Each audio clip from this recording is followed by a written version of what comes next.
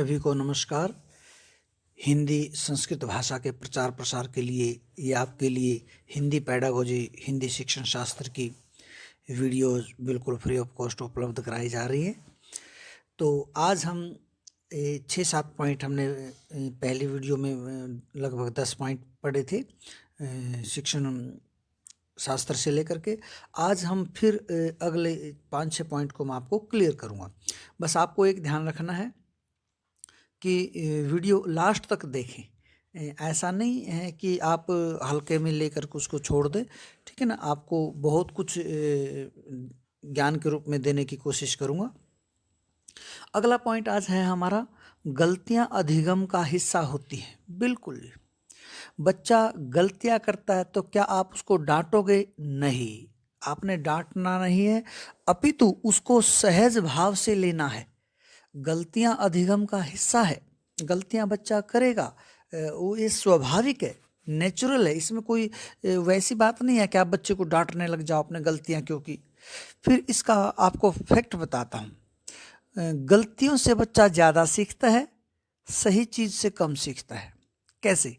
देखिए, जैसे कोई धागा टूट जाता है तो उस धागे को दोबारा जोड़ने के लिए आप गांठ लगाते हो, तो ये मान के चलिए कि वो धागा बाकी जगह से टूट सकता है, जहाँ गांठ लगी है वहाँ से नहीं टूट सकता दोबारा।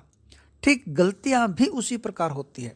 जब बच्चा गलती करता है तो उसको ताउम्र पूरी जिंदगी के लिए सीख लेता है, वहाँ गलती नहीं करेगा। फिर दूसरा, फिर इसको इस प्रकार से लीजिए, जैसे किसी बच्चे ने आपने कक्षा में पूछा कि जी चापाकल का अर्थ क्या होता है। ये आया भी था एक बार सीटेट में। तो बच्चे ने, किसी ने उसका अर्थ बताया कि जी कूप होता है, कुआं। तो आप कहोगे नहीं, कुआं तो नहीं होता, कूप कुआं को कहते हैं। ये बात सही है आपकी, पर नहीं होता। कोई बताएगा कि इसमें कहीं ऐसा तो नहीं हो कि चपाती या रोटी को कहते हैं जी, आप बताओगे नहीं नहीं, ऐसा तो बिल्कुल नहीं है। तो कुल मिला के बच्चों को 2-3 शब्द गलतियों से सीखने को मिल गए कि रोटी को चपाती कहते हैं, कुएं को कूप कहते हैं। तो ऐसे करके, और अंत में आप फिर उसको बता देते हो कि चापाकल नलकूप को कहते हैं, ठीक है जी। तो ऐसे करके हैंडपंप को कहते हैं, ठीक है ना। तो ऐसे करके आप बच्चों को, गलती से उसने कितने नए शब्द सीख लिए। किसी बच्चे से आपने पूछा कि चलो बताइए चटका किसे कहते हैं, तो बच्चा कोई कहेगा कबूतर को कहते हैं। नहीं, कबूतर को तो संस्कृत में कपोत कहते हैं। तो ये तत्सम शब्द है, संस्कृत का शब्द है। तो बताओ, कोई कहेगा सुख कहते हैं। नहीं, सुख तो तोते को कहते हैं। और अंत में आप बता दोगे चटका का अर्थ है चिड़िया। तो गलत चीज़ों से बच्चों को कितने नए शब्दों का ज्ञान हुआ। तो इस प्रकार से आप बच्चे की गलतियों को नेगेटिव वे में ना लें, उनको पॉजिटिव वे में लें। वो बहुत कुछ सिखा देती है, नए नए शब्द सिखा देती है, ठीक ना। तो गलतियां अधिगम का हिस्सा है। अगला, अगर आपका कोई इस प्रकार का प्रश्न आ जाता है कि यदि कोई बच्चा अपनी मातृभाषा में संवाद करता है कक्षा में, तो क्या आप उसको रोकोगे? नहीं रोकना है। मातृभाषा एक संसाधन के रूप में काम करती है। कैसे करती है? पर आजकल तो इसके उलट हो रखा है। अगर कोई बच्चा स्कूल में हरियाणवी में बात करता है, लोकल लैंग्वेज में बात करता, अपनी मदर टंग में बात करता है, तो उसको डांट डपट दिया जाता है, ठीक है ना। और उसको सलीका सिखाया जाता, आपको बात करने की तहजीब नहीं है, ये कैसे बातें कर रहे हो आप, हरियाणवी बोलते हैं, ठीक है ना। और बच्चा तो यहाँ तक कि हिंदी में भी बात करे तो पेरेंट्स स्कूल में कंप्लेंट करने जाते हैं, जी क्या सिखाते हो, हमारा तो बच्चा हिंदी में बात करता है। मतलब उन्होंने पैमाना तय कर लिया है कि बच्चा ज्ञान इंग्लिश बोलेगा तो बच्चा विद्वान है, अगर इंग्लिश नहीं बोलेगा तो बच्चे को कुछ नहीं आता। फिर कैसी सोच हो गई है। और यही, इसी सोच के साथ अध्यापक आगे बढ़ रहा है। इंग्लिश की कक्षा में इंग्लिश पढ़े बच्चे, अच्छी बात है। हिंदी की कक्षा में भी इंग्लिश, ठीक है ना, वहाँ भी संवाद अदायगी इंग्लिश में होती है। फिर आप हिंदी कहाँ सिखा रहे हो भाई? भाषा अर्जन से आती है। कम से कम आप तो वातावरण दो बच्चों को, आप तो उनके साथ पूरा संवाद हिंदी में करो, संस्कृत के कालांश में संस्कृत में करो, पर नहीं करते ऐसा। तो इसलिए आपको ये लगता कि मातृभाषा बोल रहा तो बच्चा ठीक नहीं कर रहा, उसको बोलने का सलीका नहीं, पर आप ऐसा नहीं कर सकते। मातृभाषा एक संसाधन है। देखो, बच्चे ने जब 2 ढाई साल 3 साल का बोलना शुरू किया तो उसको मदर टंग ही आती है, मातृभाषा ही आती है, बाकी की लैंग्वेज नहीं आती। तो ये तो मान के चलो आप कि उसको कितने सारे शब्द आते होंगे जब वो स्कूल आया है अपनी मातृभाषा के। आपका तो काम आसान हो गया। अगर कोई बच्चा है, जैसे उसको गाड़ी को हरियाणवी में कहता गाड़ी, गाड़ी, ठीक है ना, हाँ ठीक है ना, तो या गाड़ी निकल जाएगी, तो ऐसे बोलता है, तो आपका तो काम आसान हो गया। आपको अब बच्चे को गाड़ी सिखाने की जरूरत नहीं है, बच्चे ने आपका काम आसान कर दिया। अब तो बस उसको इतना सा बता दो कि बेटा गाड़ी ये हरियाणवी में होता है, अगर इसको हिंदी में बोलना चाहो तो गाड़ी ऐसे बोलना, बस आपने बिल्कुल 1 सेकंड के अंदर बच्चे को सिखा दिया।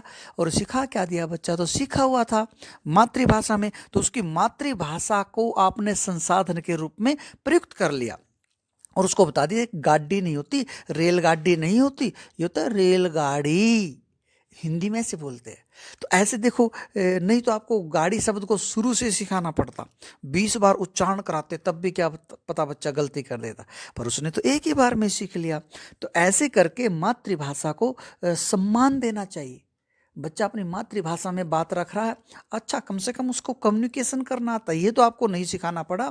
हाँ, कुछ चीज़ें हैं जो उसको मातृभाषा से आप हिंदी में लेके आना चाहते हैं तो ले आइए, ऐसा हो जाता है, ठीक है ना जी। तो इस प्रकार से वो बच्चा कर लेता है, ठीक है ना। सेंटेंस मेकिंग, जैसे बच्चा मातृभाषा उसकी हिंदी है और आप इंग्लिश सिखाना चाहते हैं उसको, तो कम से कम बच्चा मैं स्कूल जा रहा हूँ ये तो पहले से ही सीख रहा है, तो उसको ये बता दो कि बेटा मैं की इंग्लिश क्या होती है, जाने की इंग्लिश क्या होती है, स्कूल की इंग्लिश क्या होती है, तो वो उसी से इंग्लिश बना देगा कि I am going to school. तो आपको मातृभाषा का को सम्मान देना चाहिए, बच्चे को डांटना डपटना नहीं चाहिए। मातृभाषा एक संसाधन के रूप में अपनाई जानी चाहिए। एनसीएफ 2005 में तो कक्षा 3 तक मातृभाषा के मातृभाषा में पढ़ाने का प्रावधान था, पर किसी ने नहीं पढ़ा है, वो अलग बात है, ठीक है ना। आज जो नई शिक्षा नीति आई उसमें कक्षा 5 तक मातृभाषा में स्कूल पढ़ा सकते हैं, ऐसा प्रावधान है।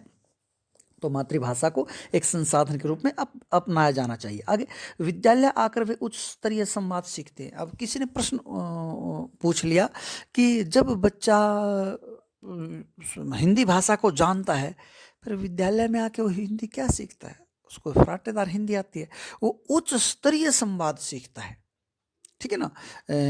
जब आप प्रथम कक्षा में होते हो तो हिंदी कुछ सीखते हो, जब आप बीए में होते हो तो हिंदी कुछ सीखते हो, जब आप एमए में होते हो, स्नातकोत्तर होते हो तो हिंदी कुछ सीखते हो। तो आप अपने संवाद अदायगी को उच्च लेवल का बनाते हो। अब भाषा में क्या है, भाषा में कोई और चीज़ क्या होता है, भाषा से कम्युनिकेशन ही होता है। भाषा से कोई वो थोड़ी है कि कोई वो चीज़ कुछ होगा, तो कम्युनिकेशन ही होता है भाषा में, और कम्युनिकेशन के लिए ही भाषा सिखाई जाती है।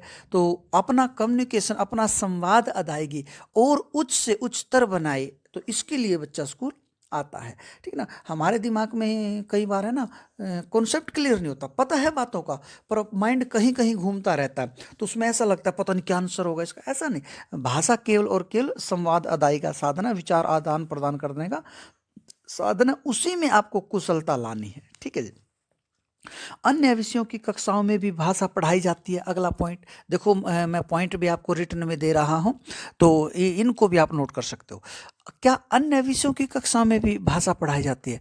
क्या साइंस की कक्षा में भी बच्चा हिंदी सीखता है? क्या गणित की कक्षा में भी बच्चा हिंदी सीखता है? बिल्कुल सीखता है। यूँ कहा जाता है भाषा समाज में बिखरी पड़ी है। इसका क्या मतलब है, भाषा समाज में बिखरी पड़ी है? इसका मतलब ये है कि जब आप दुकान पे जाओगे तो वहाँ पर 10 तरह की बातें पढ़ोगे तो भाषा सीख रहे हो आप। आप कहीं पर बैठे, कोई आपको अखबार का टुकड़ा मिल गया, उस पर भी भाषा लिखी हुई है। आपने कहीं कोई बस में यात्रा की, उस पे भी लिखी है, चंडीगढ़ से दिल्ली, ठीक है ना। यात्री कृपया अपने सामान का ध्यान रखे, ठीक है ना, धूम्रपान ना करे, कोई शरीर का अंग बाहर ना निकाले, ठीक है ना, गाड़ी से। तो ये मतलब ये सारी चीज़ें क्या है, ये वही तो है। आप भाषा समाज में बिखरी पड़ी, इसलिए तो कहा जाता है जहाँ भी जाओगे ये तरतर सर्वत्र भाषा तो आपको मिलेगी। तो बाकी विषयों की कक्षा में भी आपको भाषा सीखने को मिलती है। जो गणित पढ़ाया जाता है, उस गणित पढ़ाने का माध्यम क्या है, भाषा ही तो है। क्या आप कल्पना कर सकते हो कि बिना भाषा के गणित पढ़ाया जा सकता है? क्या आप कल्पना कर सकते हो कि बिना भाषा के साइंस पढ़ाई जा सकती है? नहीं पढ़ाई जा सकती, ठीक है जी। तो इस प्रकार से अन्य विषयों की कक्षा में भी हम भाषा सीखते हैं। निवेश समृद्धता, पाठ्य पुस्तकें, पाठ पुस्तकालय, छपी सामग्री, पुस्तकें, मैगजीन, समाचार पत्र, रेडियो, ऑडियो, ये सब निवेश समृद्धता है। भाषा में निवेश समृद्धता क्या होती है, कई बार प्रश्न आ जाता है। तो भाषा को और बढ़ाने के लिए जो जो भी चीज़ें आप कर सकते हो, यदि वो सारी चीज़ें हैं, ठीक ना, पुस्तकालय है, पाठ्य पुस्तकें है, छपी हुई सामग्री है, आप अखबार है, समाचार पत्र है, मैगजीन है, रेडियो है, ऑडियो है, जितनी भी चीज़ें हो सकती है, ये सब निवेश समृद्धता में आती है। भाषा संबंधी निवेश समृद्धता इन्हीं ही कहा जाता है, ठीक है जी। चलिए अगला प्रश्न है कि प्रथम भाषा कौन सी होती है। कोई भी आपकी मातृभाषा जो होती है, जैसे पंजाब में जाओगे तो प्रथम भाषा पंजाबी है, हरियाणा में प्रथम भाषा हिंदी है, दूसरी भाषा अंग्रेजी होती है, और तीसरी भाषा के रूप में हम कोई भी चुन सकते हैं, ठीक है ना।